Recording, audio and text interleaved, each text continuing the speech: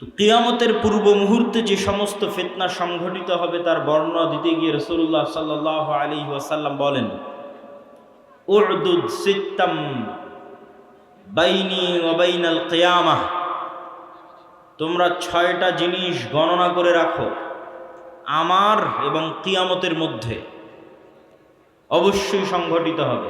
এক, মাউতি, আমার নিজের মৃত্যু। মুহাম্মদ সাল্লাল্লাহু আলাইহি ওয়াসাল্লামের নবী হিসেবে প্রেরিত হওয়া, মুহাম্মদ সাল্লাল্লাহু আলাইহি ওয়াসাল্লামের মৃত্যু, নবী হওয়া এবং মৃত্যুবরণ কিয়ামতের বড় আলামতগুলোর একটি বড় আলামত।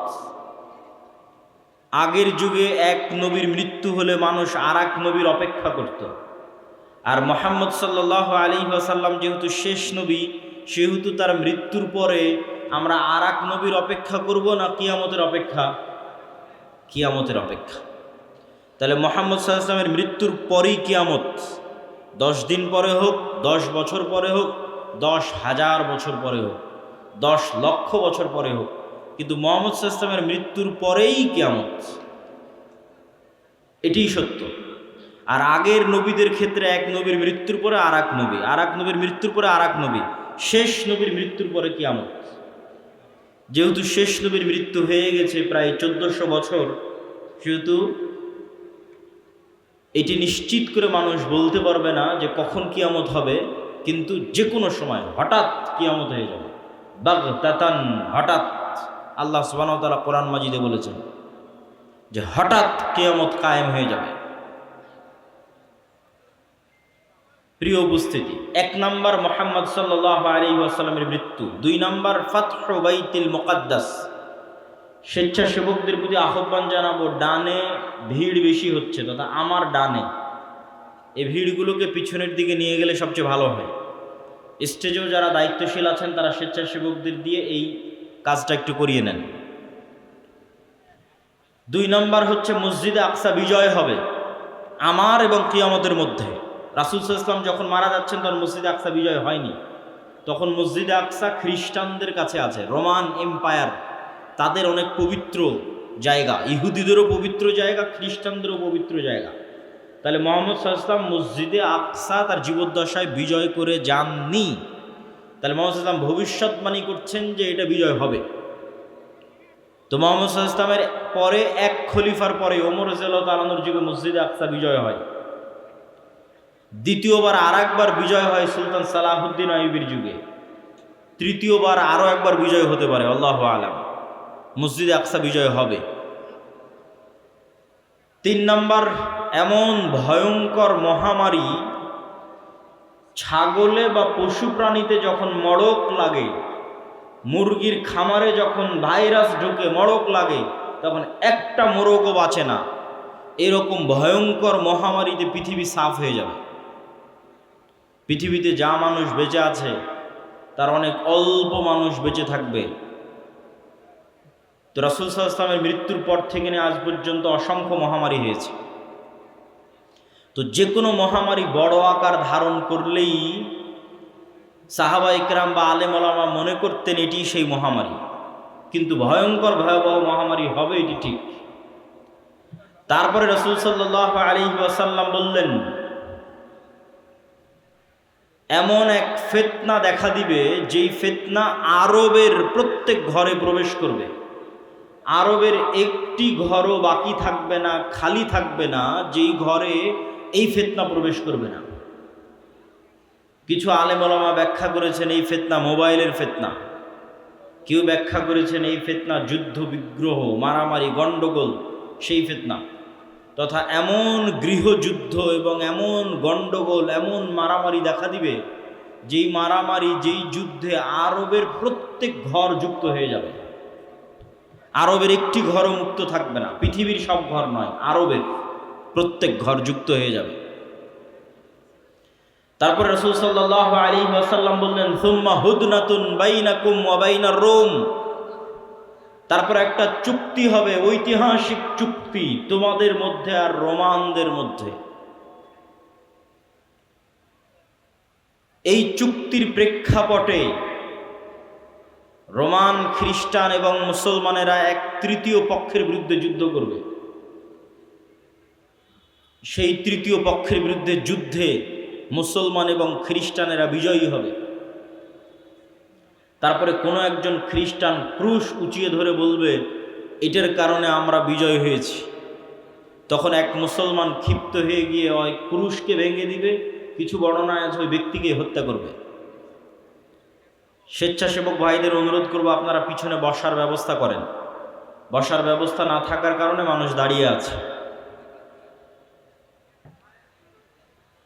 তো ক্রুশ ভেঙে ফেলা অথবা ক্রুশ উত্তোলনকারী ব্যক্তিকে হত্যার মাধ্যমে রোমান, খ্রিস্টান এবং মুসলমানেরা মুখোমুখি দাঁড়িয়ে যাবে। আর রোমান খ্রিস্টানদের সাথে মুসলমানদের এই যুদ্ধ হবে পৃথিবীর ইতিহাসের সবচেয়ে ভয়াবহ যুদ্ধ।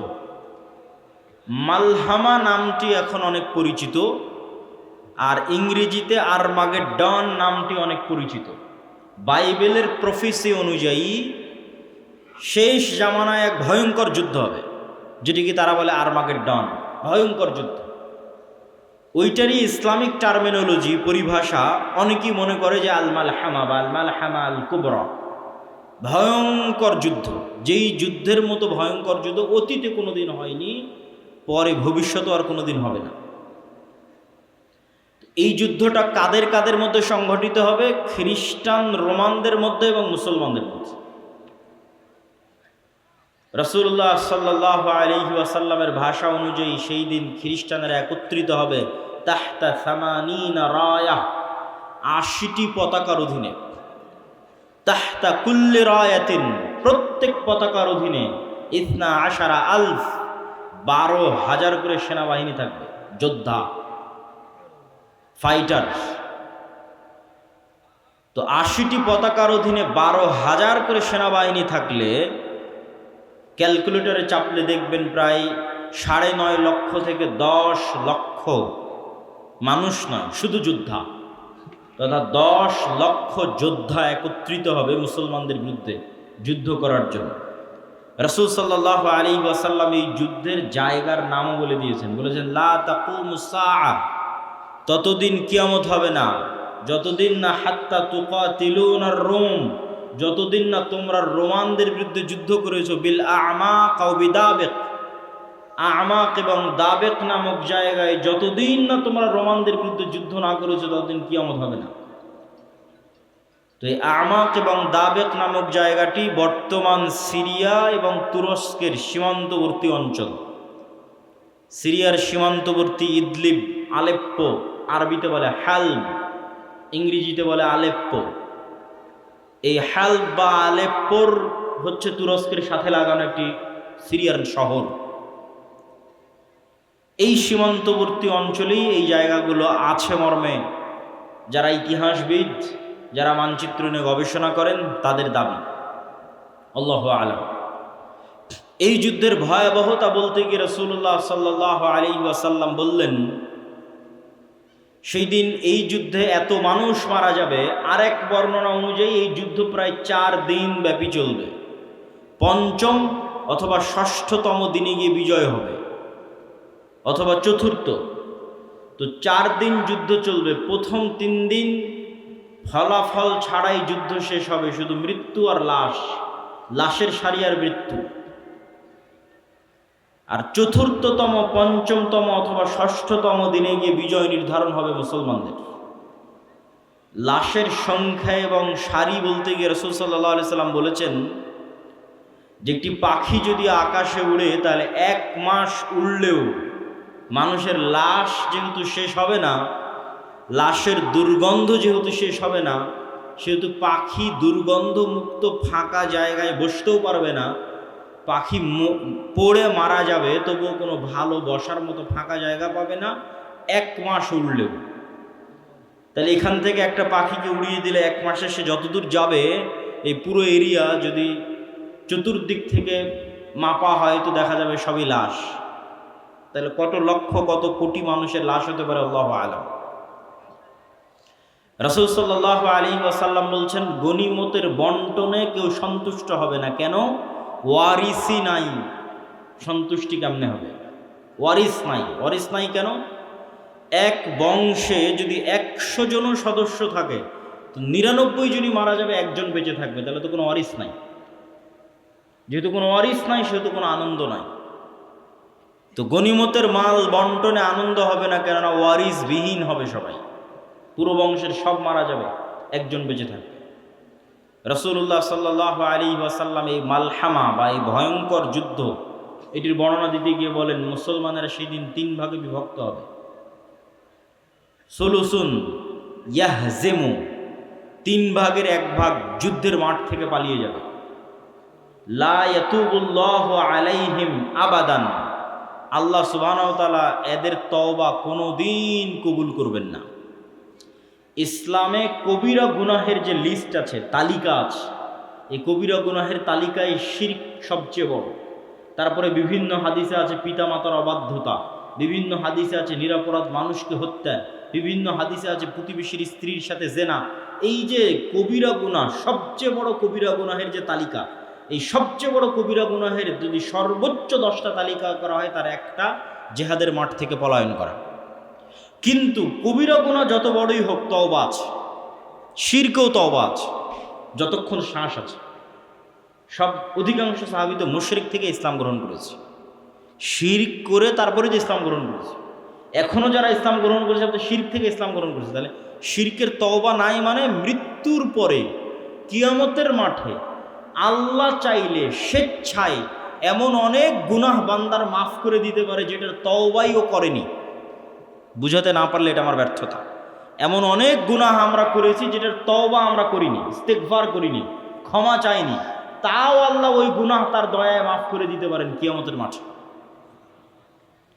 কিন্তু ওই যে দয়ায় মাফ করে দিবেন কিয়ামতের মাঠে আল্লাহ, ওই লিস্টে শিরক থাকবে না। এটা হলো শিরকের গুনাহ আল্লাহ ক্ষমা করবেন না। যে বান্দা যদি লাউ আতাইতুম, তুমি যদি আসো বিকরাবিল আরদি খাতায়া, আসমান জমিন পূর্ণ গুনাহ নিয়ে, তাহলে আমি আল্লাহ আসমান জমিন পূর্ণ ক্ষমা নিয়ে উপস্থিত হব। তো এই যে আসমান জমিন পূর্ণ গুনাহ, এর কোনো গুনাহ আপনি জানেন, কোনো গুনাহ ভুলে গেছেন, কোনোটার তওবা করেছেন, কোনোটা করেননি, তাও আল্লাহ দয়া করে মাফ করে দিবে। কিন্তু করবেন না কোনটা? শিরক। কিন্তু যতক্ষণ শ্বাস আছে ততক্ষণ সব গুনাহের ক্ষমা আছে, শিরকেরও ক্ষমা আছে। তো রাসূল সাল্লাল্লাহু আলাইহি ওয়াসাল্লাম বলছেন, যারা ওই যুদ্ধের মাঠ থেকে পলায়ন করবে এদের তওবা কবুল হবে না। 3 ভাগের 1 ভাগ, সুলুসুন, 3 ভাগের 1 ভাগ শহীদ হয়ে যাবে আল্লাহর রাস্তায়। রাসূল সাল্লাল্লাহু আলাইহি ওয়াসাল্লাম বলছেন তারা হচ্ছেন আফজালু শুহাদাইল আরজ, পৃথিবীর সর্বশ্রেষ্ঠ শহীদ। আল্লাহু আকবার। তারপরে বলছেন 3 ভাগের বাকি 1 ভাগ তো পালিয়ে গেল, 1 ভাগ মরে শেষ, আর 1 ভাগ তারা বিজয়ী হবে। এরা বিজয়ী হওয়ার পর এই বিজয়ী দল ইয়াফতাতিহুনাল কুস্তুনতুনিয়া, কনস্টান্টিনোপল বিজয় করবে। এই কনস্টান্টিনোপল কুস্তুনতুনিয়া হচ্ছে আজকের তুরস্কের ইস্তাম্বুল, যেটা দীর্ঘদিন তুরস্কের রাজধানী ছিল। এখন রাজধানী আঙ্কারা, কিন্তু ইস্তাম্বুল সবচেয়ে ঐতিহাসিক শহর। সুলতান মুহাম্মদ আল ফাতেহ ইস্তাম্বুলকে বিজয় করেছিলেন। কিন্তু হাদিসের ভাষায় বোঝা যাচ্ছে কিয়ামতের পূর্ব মুহূর্তে, দাজ্জাল প্রকাশের পূর্ব মুহূর্তে পুনরায় মুসলমানেরা তুরস্ক বিজয় করবে, তথা মুসলমানদের বর্তমান যে তুরস্ক মুসলমানদের হাতে আছে, এটি মুসলমানদের হাতে নাও থাকতে পারে। না হলে কনটেক্সট মিলানো কঠিন যে কিয়ামতের পূর্ব মুহূর্তে মুসলমানেরা তুরস্ক কিভাবে বিজয় করবে। এই ঘটনারই ধারাবাহিকতায় আর এক হাদিসে, আমি কিন্তু এক হাদিস বলতেছি না, বিভিন্ন হাদিস থেকে যুক্ত করতেছি। আর এক হাদিসে রাসূলুল্লাহ সাল্লাল্লাহু আলাইহি ওয়াসাল্লাম বলেন, ততদিন পর্যন্ত কিয়ামত হবে না যতদিন না বানু ইসহাকের 70,000 মানুষ, ইসহাক আলাইহিস সালাতু ওয়াস সালামের বংশের, ইব্রাহিম আলাইহিস সালাতু ওয়াস সালামের বংশের 70,000 মানুষ যতদিন না এমন এক শহরে যুদ্ধ করছে, মাদিনাতুন, এমন এক শহরে যুদ্ধ করছে, জানিবুহাল বার ওয়া জানিবুহাল বাহার, যার এক পাশে সমুদ্র আর এক পাশে সমতল। কোন শহর? আলেম ওলামা মতভেদ করেছেন। কেউ বলেছেন এটি ইতালির রাজধানী রোম, কেউ বলেছেন এটি তুরস্কের ইস্তাম্বুল, কুস্তুনতুনিয়া, কনস্টান্টিনোপল। ইতালির রাজধানী রোম হওয়ার পক্ষে আর একটা জয়ীফ হাদিস আছে, যে রাসূল সাল্লাল্লাহু আলাইহি ওয়াসাল্লামকে জিজ্ঞেস করা হচ্ছে যে উম্মতে মুহাম্মাদি কোন শহর আগে বিজয় করবে কিয়ামতের পূর্ব মুহূর্তে, কুস্তুনতুনিয়া না রোমিয়া? কিন্তু হাদিসের সানাদ দুর্বল। তো এমন এক শহর, যেই শহরের কিন্তু এখন যেটা অনুবাদ করতেছি এটা সহিহ বুখারী মুসলিমের হাদিসগুলো অনুবাদ করতেছি, যেগুলো আমি পূর্ণ অনুবাদ করতেছি এগুলো, তথা কিয়ামতের পূর্ব মুহূর্তে যা ঘটবে তার সবচেয়ে বিশুদ্ধ যেগুলো হাদিস। তো রাসূল সাল্লাল্লাহু আলাইহি ওয়াসাল্লাম বললেন, এমন এক শহর বিজয় করবে বানু ইসহাকের, ইব্রাহিম আলাইহিসসালাতু ওয়াসসালাম, ইসহাক আলাইহিসসালাতু ওয়াসসালামের বংশের ৭০,০০০ মানুষ, যেই শহরের এক পাশে সমুদ্র আর এক পাশে সমতল, কিন্তু ওই যুদ্ধ হবে বিদুন সিলাহ, লা ইয়ারমুনা আইয়ু সাহমিন, না তারা কোনো তীর নিক্ষেপ করবে না তরবারি চালাবে, কোনো অস্ত্র ছাড়া বিজয় হবে। কিসের মাধ্যমে বিজয় হবে? তারা শুধু মুখে উচ্চারণ করবে লা ইলাহা ইল্লাল্লাহু আল্লাহু আকবার। এই এক তাকবীর ধ্বনিতে শহরের এক দেওয়াল পড়ে যাবে, দ্বিতীয় তাকবীর ধ্বনিতে শহরের দ্বিতীয় দেওয়াল পড়ে যাবে, তৃতীয় তাকবীর ধ্বনিতে শহরের তৃতীয় দেওয়াল পড়ে যাবে। মুসলমানেরা বিনা বাধায়, বিনা রক্তপাতে এবং বিনা অস্ত্র প্রয়োগে ওই শহরে প্রবেশ করবে। তো যদি এটি কুস্তুনতুনিয়া হয়, তাহলে এই যে আগের ঘটনার ধারাবাহিকতায়, আগে যে ভয়ঙ্কর মালহামা হলো, এই যে লক্ষ লক্ষ কোটি কোটি মানুষ মারা গেল, তারপরে মুসলমানেরা বিজয় হলো, খ্রিস্টানরা পরাজয় হলো, এই সেনাবাহিনী এবার যখন সিরিয়া এবং তুরস্কের সীমান্তবর্তী অঞ্চল থেকে বিজয় অভিযান নিয়ে রওনা দিবে ইস্তাম্বুল কুস্তুনতুনিয়া বরাবর, তখন ইস্তাম্বুলে প্রবেশ করতে তাদের আর আলাদা কোনো অস্ত্র প্রয়োগ করতে হবে না।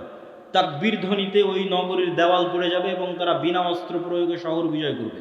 অথবা ওই আগের হাদিসে কুস্তুনতুনিয়া বিজয় হয়ে গেছে, কুস্তুনতুনিয়া বিজয়ের পর এই বিজয় কাফেলা চলতেই থাকবে। ম্যাপ চেক করলে বুঝবেন, চলতে চলতে চলতে পৌঁছে যাবে ইতালির রাজধানী রোমে।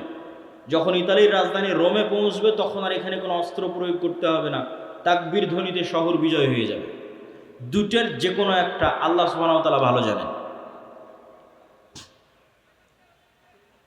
এই দুই বিজয়ের অথবা এক বিজয়ের, কুস্তুনতুনিয়া বিজয় অথবা কুস্তুনতুনিয়ার পরে রোম বিজয়, ইতালির রাজধানী রোম বিজয়, এই দুই বিজয়ের কোনো এক বিজয়ের পরে আড়াল থেকে, বেশিরভাগ হাদিসে আছে কুস্তুনতুনিয়া বিজয়ের পর, শয়তান চিৎকার করে বলবে দাজ্জাল তোমাদের বাড়িতে প্রবেশ করে গেছে, কিন্তু এটা মিথ্যা সংবাদ হবে। কিন্তু তখন তৎকালীন এই মুজাহিদ বাহিনী যারা যুদ্ধ করতেছে, তাদের যিনি নেতা থাকবেন, তিনি 10 জন অশ্বারোহীকে রওনা করিয়ে দিবেন দাজ্জাল সত্যি সত্যি বের হয়েছে কিনা এটা অনুসন্ধান করার জন্য।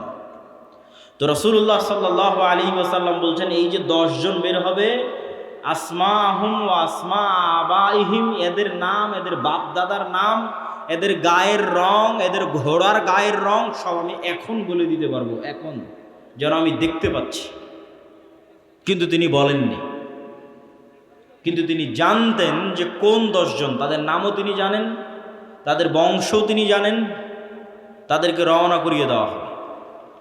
এই ঘটনার সাথে আরেকটা ঘটনা যুক্ত আছে যেটা না বললেই নয়। যেই দিন এই মালহামা হবে, এটা ছুটে গেছে বলতে, সেই দিন ওই হাদিসে রাসূল সাল্লাল্লাহু আলাইহি ওয়াসাল্লাম বলছেন, ইয়াখরুজু মিনাল মাদিনা খিয়ারু আহলিল আরদ, মদিনা থেকে যুদ্ধ করার জন্য সিরিয়াতে এসে রোমানদের বিরুদ্ধে যুদ্ধ করবে, এই জন্য মদিনা থেকে তৎকালীন বিশ্বের খিয়ারু আহলিল আরদ, সবচেয়ে আল্লাহওয়ালা তাকওয়াবান পরহেজগার একদল মানুষ বের হবে। আল্লাহু আকবার। তৎকালীন বিশ্বের সবচেয়ে তাকওয়াবান আল্লাহওয়ালা পরহেজগার মানুষেরা তখন মদিনায় থাকবে, তাদের একটা জামাত এই যুদ্ধে অংশগ্রহণ করার জন্য মদিনা থেকে রওনা দেবে। তখন এই রোমান খ্রিস্টান এম্পায়ারের সেনাবাহিনীরা বলবে, মদিনার মানুষ তোমাদের এখানে কাজ কি? খাল্লু বাইনানা ওয়া বাইনাল্লাযিনা সাবাউ মিন্না, আমাদের যুদ্ধ এই সিরিয়ার মানুষদের সাথে, তোমরা আমাদের রাস্তা ক্লিয়ার করে দাও, তোমাদের এই যুদ্ধে বাধা দেওয়ার কি দরকার? অথবা আমাদের মধ্যে থেকে আগের যুদ্ধের ধারাবাহিকতায়, মানে এর আগেও আরও অনেক যুদ্ধ হয়ে থাকতে পারে, ধারাবাহিকতায় আমাদের মধ্যে যারা তোমাদের কাছে বন্দী হয়ে আছে, তারা তোমাদের দিন গ্রহণ করে নিয়েছে, ওদের সাথে আমাদের যুদ্ধ, তোমরা কেন ওদেরকে বাঁচাতে আসতেছো? এরকম একটা কনটেক্সট হাদিসের মধ্যে আছে। তখন মদিনার মানুষেরা উত্তরে বলবে, আমরা আমাদের ভাইদেরকে একাই ছেড়ে দিতে পারি না, অতএব এই যুদ্ধে আমরা অংশগ্রহণ করবই করব। এখানে ভাইদেরকে বলতে দুটোই উদ্দেশ্য হতে পারে, সিরিয়ার মুসলমানদেরকে অথবা রোমানদের মধ্যে যারা বন্দী হয়েছিল খ্রিস্টান, পরে মুসলমান হয়ে গেছে, ওদেরকে এরা চাচ্ছে নিয়ে নিতে, যে আমরা তো আমাদের লোকজনকেই চাচ্ছি, তোমাদের কি সমস্যা? ওদেরকে বাঁচাতে এরা বলবে না, আমাদের মুসলিম ভাইদেরকে আমরা একাই ছেড়ে দিতে পারি না, তখনই যুদ্ধ হবে। তো এবার এই যে 10 জন অশ্বারোহী রওনা দিল দাজ্জালের অনুসন্ধানে, দাজ্জালকে খুঁজতে, তখনও দাজ্জাল বের হয় না। তো কিন্তু মুজাহিদ বাহিনী হতবিহব্বল, তটস্থ, হতভম্ব হয়ে যাবে। কেননা দাজ্জালের ফিতনা পৃথিবীর সবচেয়ে বড় ফিতনা। আদম আলাইহিস সালাতু ওয়াস সালাম যেই ফিতনায় পা দিয়ে জান্নাত থেকে বের হয়ে গেছেন, ওটাও ফিতনা। আল্লাহ বললেন এই গাছের নিকটে আসিও না, এই গাছের ফল খেও না। খেয়ে নিলেন, তো ফল খেতে নিষেধ করাটা ফিতনা। খেয়ে নিলেন, ফিতনায় পড়ে গেলেন, ফিতনা থেকে বাঁচতে পারলেন না। কাবিল হাবিলকে হত্যা করলো, এটাও ফিতনা। নূহ আলাইহিস সালাতু ওয়াস সালামের কওম আগের যুগের সৎ কর্মশীল পরহেজগার বান্দাদের মূর্তি বানিয়ে পূজা করতে লাগলো, ওটাও ফিতনা। লূত আলাইহিস সালাতু ওয়াস সালামের কওম জেনায় লিপ্ত হয়ে গেল, এটাও ফিতনা। কিন্তু এগুলো একটাও ফিতনা দাজ্জালের ফিতনার মতো বড় নয়, এটা বুঝতে হবে। দাজ্জালের ফিতনা আকবারু ফিতান আলা ওয়াজহিল আরজ। আদম আলাইহিস সালাম যেই ফিতনায় পা দিয়েছেন ওইটার চাইতে, কাবিল যে ফিতনায় পা দিয়েছিল ওইটার চাইতে, নূহ আলাইহিস সালামের কওম যে ফিতনায় পা দিয়েছিল ওইটার চাইতে, আদ সামুদ কওমে লূত তারা যেই ফিতনায় পা দিয়েছিল ওইটার চাইতে সবচেয়ে বড় ফিতনা দাজ্জালের ফিতনা। আর এই ফিতনা মোকাবেলা করবে উম্মতে মুহাম্মদ, সর্বশ্রেষ্ঠ উম্মত মোকাবেলা করবে পৃথিবীর সবচেয়ে বড় ফিতনার। কেন দাজ্জালের ফিতনা সবচেয়ে ভয়ঙ্কর, এটাও বুঝতে হবে আপনাকে। আমি স্বেচ্ছাসেবক ভাইদের আবারও দৃষ্টি আকর্ষণ করছি যে আমাদের ডানে লোকজনের সংখ্যা বেশি হয়ে যাচ্ছে, পিছনে একটু বসার ব্যবস্থা এবং বামে এখনও ফাঁকা আছে। বামে একটু বসার ব্যবস্থা এবং মানুষজনকে এইদিকেও একটু বসার জন্য উদ্বুদ্ধ করা। প্রিয় উপস্থিতি, কেন দাজ্জালের ফিতনা সবচেয়ে ভয়াবহ? দেখেন, কওমের নূহ আলাইহিস সালামের কওম যখন বড় বড় আল্লাহওয়ালা পীর বুজুর্গ দিনদার মানুষের মূর্তি বানালো, তখন তারাও জানতো যে মূর্তির কোনো ক্ষমতা নাই। ইয়া আবাতি লিমা তা'বুদু মা লা তাসমাউ। ইব্রাহিম আলাইহিস সালাম বাপকে বলছে, হে আমার বাপ, এমন মূর্তির কেমনে ইবাদত করো যে শুনতেও পায় না, দেখতেও পায় না। তাহলে আগের যুগের মানুষ যে মূর্তির ইবাদত করতো অথবা এখনো করে, তাদের সাথে কোরআনের যে তর্ক বিতর্ক, এই তর্ক বিতর্কের মানদণ্ড হচ্ছে তোমরা যেই সমস্ত বাতিল ইলাহের পূজা করো এদের রব হওয়ার ক্ষমতা নাই। রব হওয়ার ক্ষমতা নাই মানে কথা বলার ক্ষমতা নাই, শোনার ক্ষমতা নাই, দেখার ক্ষমতা নাই, সৃষ্টির ক্ষমতা নাই। এরা একটা মাছি বানাতে পারবে না, মশা বানাতে পারবে না। এরা একটা খেজুরের বিচির দানার উপরের যে পাতলা আবরণ থাকে ওটার পর্যন্ত এরা মালিক নয়। তাহলে যে রব নয়, ও ইবাদতের যোগ্য কেমনে হয়? রব তো আমি, আসমান জমিন আমি বানিয়েছি, সূর্য চন্দ্র আমি বানিয়েছি, ইবাদত আমার করো, এই দিয়ে কোরআন পরিপূর্ণ। এটা মানুষের বুঝতে সহজ যে এর ক্ষমতা নাই, কেন এর ইবাদত করবে। কিন্তু এই কনটেক্সট অচল হয়ে যাবে যখন দাজ্জাল আসবে। কেন দাজ্জাল রব যা যা করতে পারে তার প্রায় সব কিছুই করে দেখাবে। এই জন্য দাজ্জালের ফিতনা সবচেয়ে ভয়াবহ, ভয়ঙ্কর ফিতনা। মা কালী, মা দুর্গা আর শাহজালাল আর শাহপরাণ, যাদেরই মানুষ আল্লাহ বাদ দিয়ে ইবাদত করছে, আর ঈসা আলাইহিস সালাতু ওয়াস সালাম আর মারিয়াম আলাইহিস সালাতু ওয়াস সালাম আর যাদেরই ইবাদত করছে, তারা কেউ এখন আপনাকে দেখাতে পারবে না যে আমি আকাশকে আদেশ দিলাম আকাশ বৃষ্টি বর্ষণ করবে, আমি জমিনকে আদেশ দিলাম জমিন ফসল উৎপাদন করবে, জান্নাত দেখালাম জান্নাতে ঢুকে যাও, জাহান্নাম দেখালাম জাহান্নামে ঢুকে যাও, মৃতকে জীবিত করে দিলাম। এইরকম একচ্ছত্র কন্ট্রোল যা একমাত্র রবের থাকে তার কারণ নাই, ফলত ওদেরকে বাতিল ইলাহ প্রমাণ করা সহজ। কিন্তু যখন একজন সত্যি সত্যি এগুলো আপনাকে করে দেখাবে, তখন আপনি ঈমান ধরে রাখতে পারবেন না। অনেকগুলো কারণ। এক নাম্বার কারণ, যারা ধরেন আগে থেকেই শক্তিশালী কোনো কিছু দেখলেই আরে বাবা এ তো অনেক বড় উলিয়া উলিয়া কবিরাজ, অনেক কিছু করতে পারে, দেখলেই যাদের অন্তরে ভয় ঢুকে যায়, মনে হয় না এর কাছে মনে হয় কোনো ক্ষমতা আছে, এরা তো এমনি দাজ্জালের পূজা করবে। যারা যুগ যুগ মূর্তির পূজা করেছে, মাজারের পূজা করেছে, এদের বাধা হবে। ওরা দাজ্জালের ক্ষমতা পাওয়ার দেখে মনে করবে অনেক বড় উলিয়া আল্লাহ চলে এসেছে, অনেক বড় কারামতে আউলিয়া চলে এসেছে, অতএব এখন আর ইবাদত করে, এখন আর পূজা করলে সমস্যা নেই। তো একদল তো এমনি পথভ্রষ্ট হয়ে যাবে। আরেক দল মানুষ থাকে যারা মোটামুটি আল্লাহর উপর ঈমান রাখে, কিন্তু ইস্তেকামা, ঈমানের উপর ইস্তেকামার জন্য সবর লাগে। সবর করার ক্ষমতা এবং সাহস এদের নাই। এদের দেখবেন এখন দুনিয়াবি ক্ষমতা যাদের কাছে, ওদের ওখানে গিয়ে সিজদা দিচ্ছে। আজ থেকে 6-7 মাস আগে 16 বছর যাদের কাছে ক্ষমতা ছিল, ওদের কাছে গিয়ে সিজদা দিয়েছে। ক্ষমতার বাইরে এরা চিন্তা করতে পারে না। ক্ষমতা যেখানে, এদের কেবলা এবং মারকাজ সেখানে। এবং আপনি যদি নিজের জায়গায় দাঁড়িয়ে চিন্তা করেন, আজকে তেলের যে সংকট, আমি দাজ্জালের ফিতনার ভয়াবহতা বোঝানোর জন্য আপনাকে বলতেছি। তেলের যে সংকট, মাঝে মধ্যে আমার মনে হয় আল্লাহ আমাদের ফিতনা থেকে হেফাজত করুক, যে এখন যদি কেউ এসে বলে, আব্দুল্লাহ তোমার গাড়িতে তো তেলের দরকার, তো এইটা করলে তোমাকে তেল দেওয়া, ধরো তুমি আর 500 টাকা বেশি দিলে তেল দিয়ে দিবে, বা তুমি এই অপরাধটা করলে তোমাকে তেল দিয়ে দিবে। তো কত মানুষ হল, ঠিক আছে ভাই সমস্যা নেই, আমার গাড়িতে তেল দেন, আমি করে দিচ্ছি। এখন কোনো একটা দেশকে যদি বলা হয় যে সব তেলের কন্ট্রোল আমার হাতে, এটা করো, তেল পাবা, নাহলে কিন্তু আবাদও বন্ধ হয়ে যাবে। আমরা মনে করি তেল মানে দিয়ে শুধু গাড়ি চলে। পেট্রোকেমিক্যাল থেকে সকল সার উৎপাদন হয়, সব কোনো সারই আর তৈরি হবে না। সার না হলে আপনি চাষ করবেন কি দিয়ে? স্যালো মেশিন স্টার্ট না দিলে পানি তুলবেন কোথায় থেকে? তো তেল মানে শুধু গাড়ি নয়, সবই, এখনকার আধুনিক সভ্যতার সবই তেল। তা আমি তেল দিব না আপনাকে, তা আপনিও বুঝতে পারছেন যে আপনি সবই করে ফেলবেন তেল নেওয়ার জন্য। তো কোরআন এবং হাদিসে তো এর চেয়ে বড়টা বলা আছে, তেলের কথা বলা নেই। সরাসরি আকাশের বৃষ্টির কথা বলা আছে, জমিনের ফসলের কথা বলা আছে ডাইরেক্ট, যে দাজ্জাল ইরাক এবং শাম এই দুই দেশের মধ্যে সীমানা দিয়ে যেতে থাকবে। কোনো এক নগরীর মানুষের কাছে এসে বলবে, এই তোমরা আমার উপর ঈমান আনছো? তারা বলবে, জি জাহাপনা, জি প্রভু, আপনার উপর ঈমান আনলাম।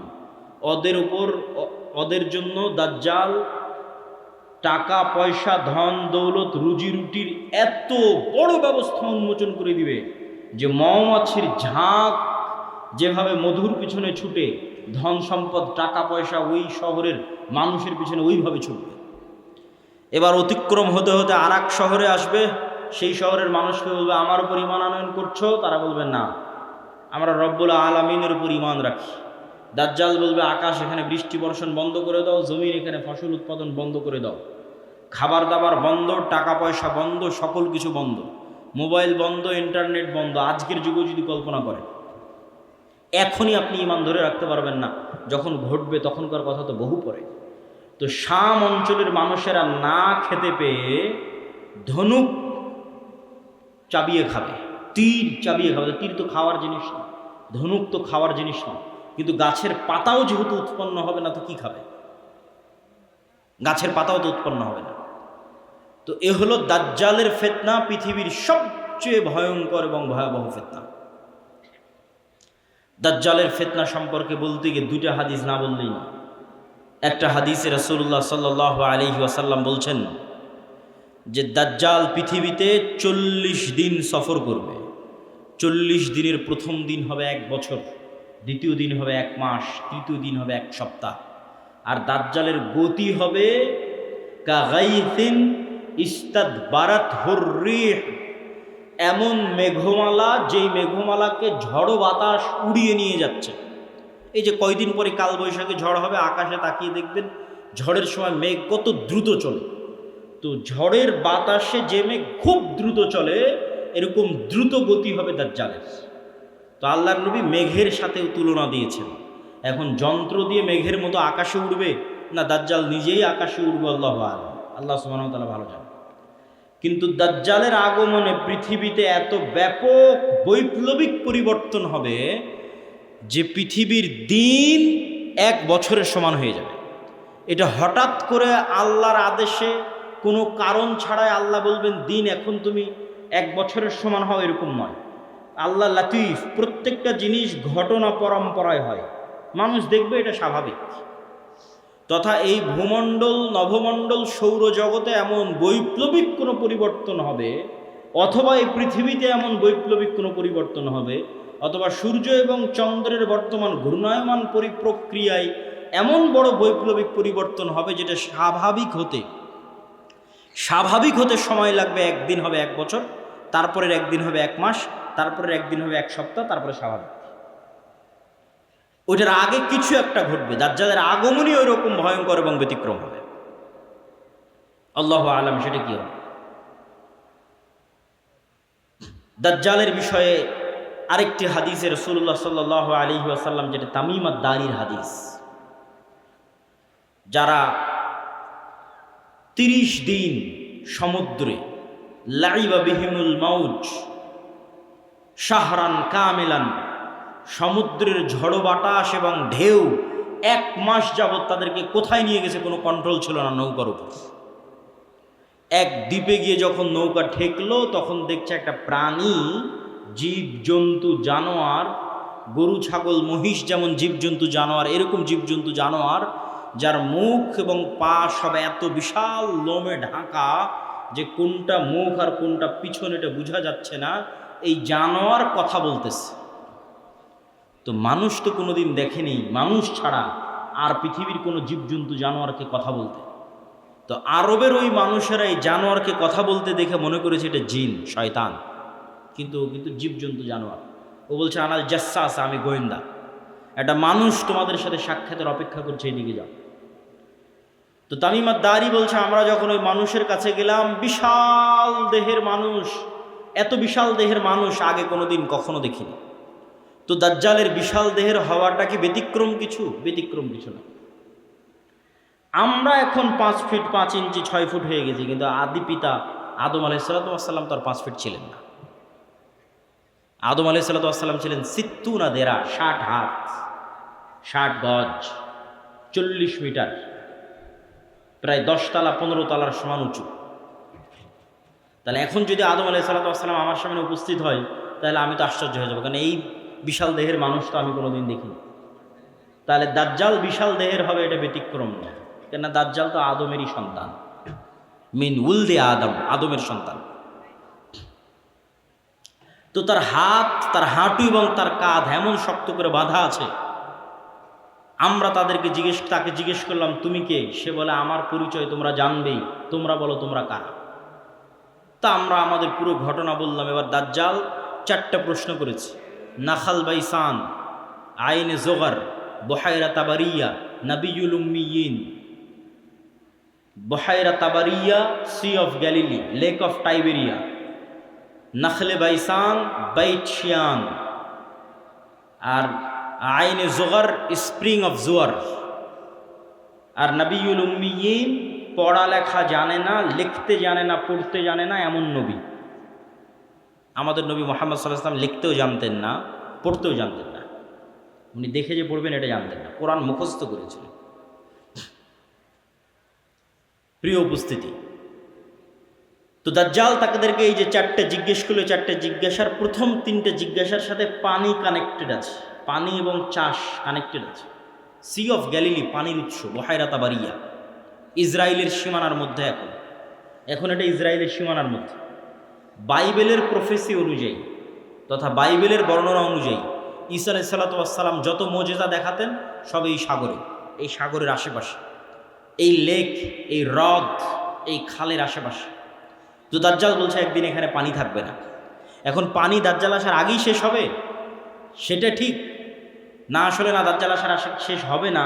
কেন আর এক হাদিসে বলতেছে ইয়াজুজ মাজুজ যখন বের হবে তখন ওরা বহায়রা তাবারিয়ার পানি খেয়ে শেষ করে দিবে, খেয়ে শেষ করে দিয়ে অন্যদিকে আগাবে পানি শেষ করার জন্য। তাহলে পানি যদি দাজ্জাল আসার আগেই শেষ হয়, তাহলে ইয়াজুজ মাজুজ আবার কোথায় পানি পাবে?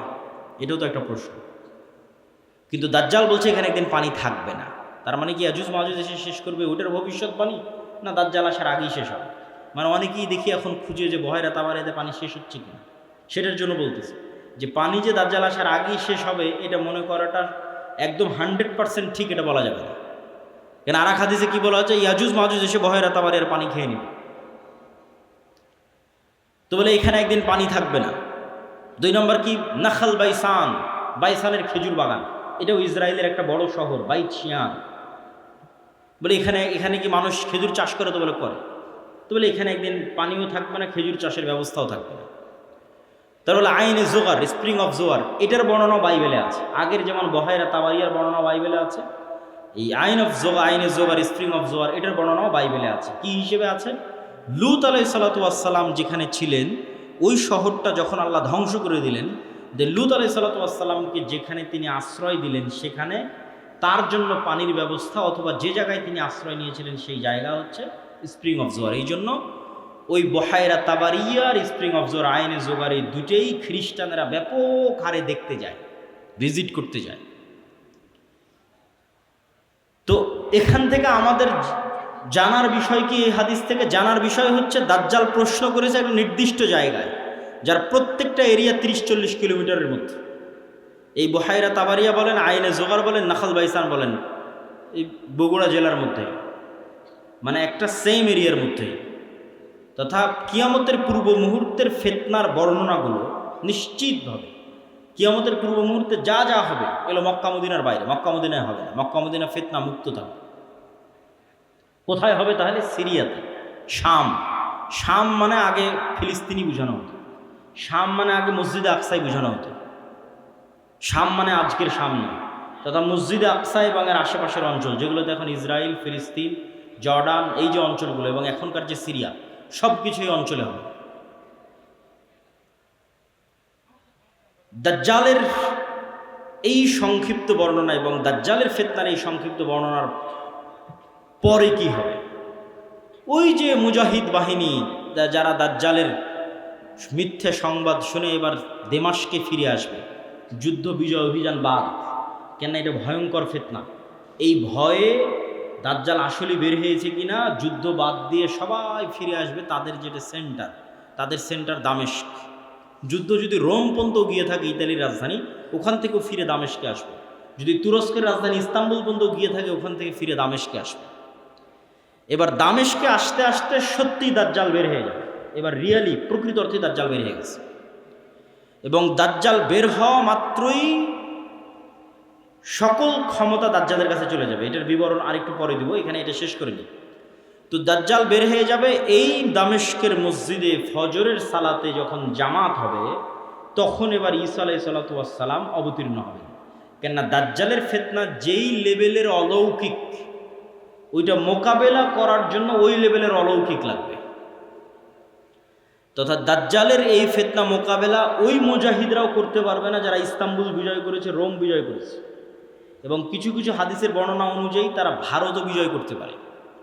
মানুষের মাথায় একটা চিত্র আগে থেকে ঢুকে আছে যে দাজ্জাল যখন বের হবে পৃথিবীতে, তখন পুরো পৃথিবী দাজ্জালের কন্ট্রোলে থাকবে। এটা ভুল কথা। দাজ্জাল যখন বের হবে তখন পুরো পৃথিবী মুসলমানদের কন্ট্রোলে থাকবে। মানে মুসলমানেরা বিজয় করে শেষ করে দেবে, সব বিজয় করে ফেলবে। মসজিদে আকসা বিজয়, ইস্তাম্বুল বিজয়, খ্রিস্টানরা তো পরাজিতই হয়ে যাবে, ইতালির রাজধানী রোম বিজয়, ভারত বিজয়, পুরো পৃথিবীতে মুসলমানদের জয় জয়কার থাকবে। হাদিস থেকে আমি যতটুকু চিন্তা ভাবনা করে দেখেছি, এটাই বেশি খাপ খায়, এটাই বেশি মিলে। যে দাজ্জাল বের হওয়ার পূর্বে, ইমাম মাহদি আসার আগেই, অথবা ইমাম মাহদির সাথী, অথবা ইমাম মাহদির সহ, যেটাই বলেন, দাজ্জাল এবং ঈসা ইসলাম আসার পূর্বে পৃথিবী মুসলমানদের, মসজিদে আকসা মুসলমানদের, তুরস্ক মুসলমানদের, ইতালি, পুরো ইউরোপ মুসলমানদের, ভারত মুসলমানদের, সবই মুসলমানদের। মুসলমানদের বিজয় যখন সর্বোচ্চ স্তরে এবং দাজ্জালের কোনো ষড়যন্ত্র যখন আর কাজে দিচ্ছে না, দাজ্জালের পক্ষ হয়ে পৃথিবীতে কাজ করবে এরকম কোনো বড় শক্তি আর পৃথিবীতে নাই, এবার নিজেই দাজ্জাল বের হয়ে আসবে। কেননা যারা দাজ্জালের পক্ষ নিয়ে কাজ করতে, তারা সব বিপদে পড়ে গেছে, কেননা বিজয় মুসলমানদের হয়ে গেছে। তো ইহুদিরাও এক মাসিহের অপেক্ষা করতেছে, বিপদ থেকে, বিপদে পড়লে বিপদ থেকে বাঁচায় যে সে মাসিহ, মাসিহ দাজ্জাল। খ্রিস্টানেরাও ঈসা মাসিহ, বিপদে পড়লে বিপদ থেকে বাঁচায় যে সেই মাসিহ ঈসা আলাইহিস সালাম বিপদ থেকে বাঁচাবে। খ্রিস্টানেরাও বিশ্বাস করে ঈসা আলাইহিস সালাম আবার আসবে, কিন্তু তারা এটা জানে না যে ঈসা আলাইহিস সালাম মারা যায়নি, জীবিত আছে। আমরা জানি ঈসা আলাইহিস সালাম মারা যাননি, জীবিত আছে। আর তারা মনে করে মরে গেছে, কিন্তু পুনর্জন্ম হয়ে পুনরায় ঈসা আলাইহিস সালাম পৃথিবীতে আসবে, তাদেরকে বাঁচানোর জন্য, খ্রিস্টানদের বাঁচানোর জন্য। তাহলে সারা পৃথিবীর সবাই শেষ জামানার একজন বিশাল মাসিহের অপেক্ষায়। এবং আধুনিক এখনকার বিশ্বের যতগুলো নিউজ চ্যানেল রিপোর্ট, সবগুলোতেই বর্তমান যে যুদ্ধ চলতেছে, এই যুদ্ধ নিয়েও এই আলোচনাগুলো আমাদের দেশে নয়, এই অঞ্চলে নয়, ইউরোপ এবং আমেরিকায় আলোচিত হচ্ছে। যারা বিশ্ব শাসন করে তাদের কাছে, তাদের ভাষায় দাজ্জাল হচ্ছে অ্যান্টি ক্রাইস্ট ইংরেজিতে, আর মালহামা হচ্ছে আর্মাগেড্ডন। আর জেসাস ঈসা আলাইহিস সালাম উনি আসবেন। এন্টিক্রাইস্ট না আসলে জেসাস আসবে না। এন্টিক্রাইস্ট মানে দাজ্জাল। আর এন্টিক্রাইস্ট ততক্ষণ আসবে না যতক্ষণ না ইহুদিরা জেরুজালেমে একত্রিত হচ্ছে, এটা তাদের বিশ্বাস। ইভাঞ্জেলিক্যাল খ্রিস্টিয়ান যারা ইঞ্জিল কেন্দ্রিক খ্রিস্টান তাদের বিশ্বাস। তো ফলত তাদেরও ঈসা আলাইহিস সালামকে নিয়ে আসতে হবে, ইহুদিদেরও একজন মাসিহ লাগবে। ফলত সবাই সেইটারকে সামনে নিয়ে কাজ করতেছে যে ওইটা যত দ্রুত ঘটানো যাবে তত দ্রুত মনে করতেছে আমাদের বিজয়। কিন্তু সবার কামনা অনুযায়ী তো কাজ হবে না, সবার চাওয়া অনুযায়ী কাজ হবে না। কেননা সবাই ভুল বুঝবে, ভ্রান্তিতে পা দিবে। কি কি ভ্রান্তিতে পা দিবে বলি?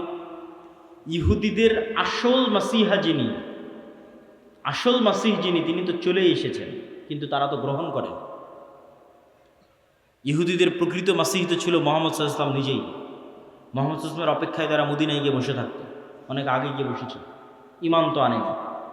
তো এরা তো মাসিহকে চিনতে পারে, ঈসা আলাইহিস সালাম তো মাসিহ চিনতে পারেন, ইমান আনেনি, ঈসা আলাইহিস সালামকে হত্যা করার চেষ্টা করেছে, নিকৃষ্ট। তো এই জন্য এদের সঠিক মাসিহ এরা পাবে না। এরা দাজ্জালকেই মনে করবে আমাদের মাসিহ, কিন্তু দাজ্জাল তো হবে ভ্রান্ত।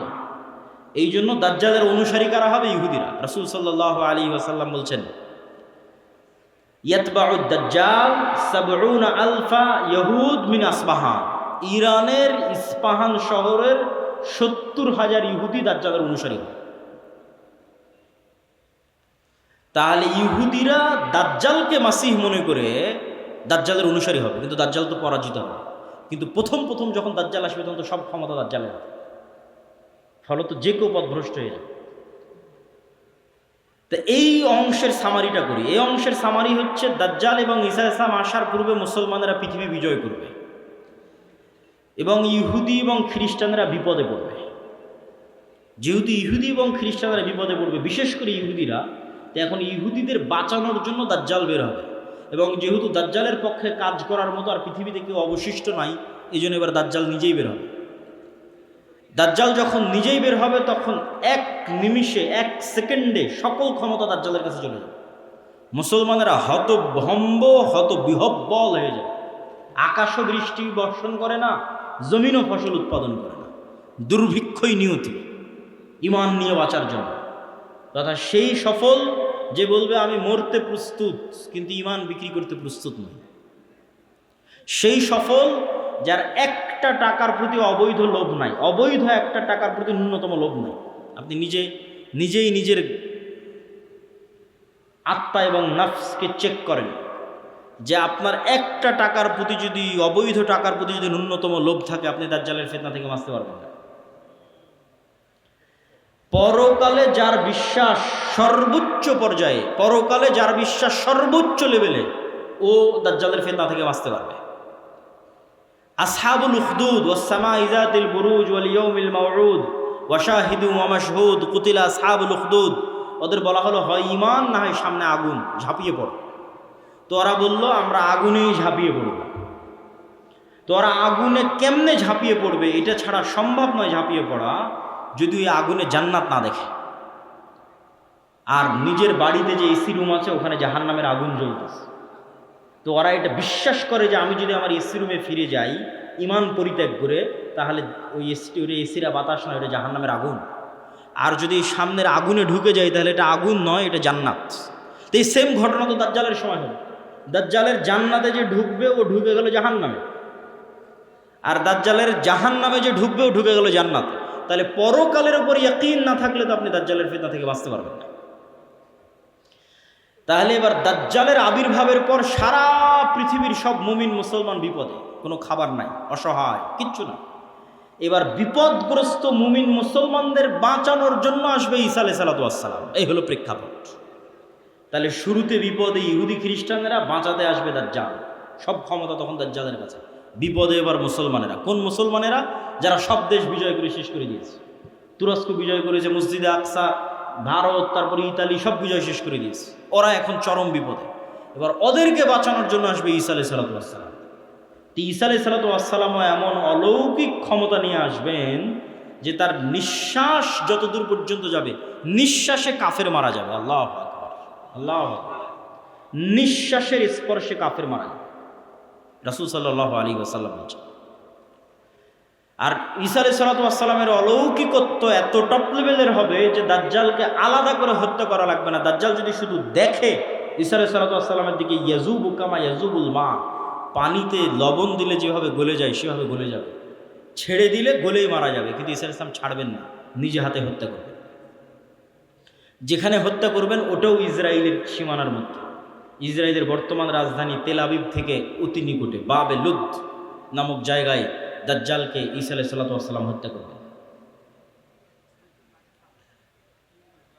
তো যেই ঈসা আলাইহিস সালাতু ওয়াস সালাম এবং যেই মুমিন মুজাহিদেরা পৃথিবীর সবচেয়ে বড় ফিতনা দাজ্জালকে হত্যা করবে, তাদেরকে এবার আল্লাহ বলবে, তোমরা তো এত বড় ফিতনা মোকাবেলা করলা, এখন আমার এমন একদল বান্দা বের হবে, ইয়াখরুজু ইবাদি লা ইয়াদানি লি আহাদিন, কারো পক্ষে সম্ভব নয় যে আমার ওই বান্দাদের মোকাবেলা করে। ঈসা আলাইহিস সালাম এত বড় নবী, তিনি পৃথিবীর সবচেয়ে বড় ফিতনা দাজ্জালকে হত্যা করলেন, তাকে আল্লাহ বলছে তুমিও পারবা না এখন যারা বের হবে। অতএব মুমিন মুজাহিদদের নিয়ে তুমি তুর পাহাড়ে আশ্রয় নাও। তাহলে ঘটনার ক্ষেত্রগুলো দেখেন, তুরস্ক এবং সিরিয়ার সীমান্তবর্তী অঞ্চল, সিরিয়ার রাজধানী দামেস্ক, মসজিদে আকসা, বাবে লুদ যেখানে দাজ্জালকে হত্যা করা হলো, তুর পাহাড়, এই এরিয়াগুলোতেই ঘটনাগুলো ঘটতেছে। শেষ সময়ের ঘটনা এখানেই ঘটবে, শামে ঘটবে। তো তুর পাহাড়ে আশ্রয় নেওয়ার পর কারা বের হবে? ইয়াজুজ আর মাজুজ। ইয়াজুজ মাজুজ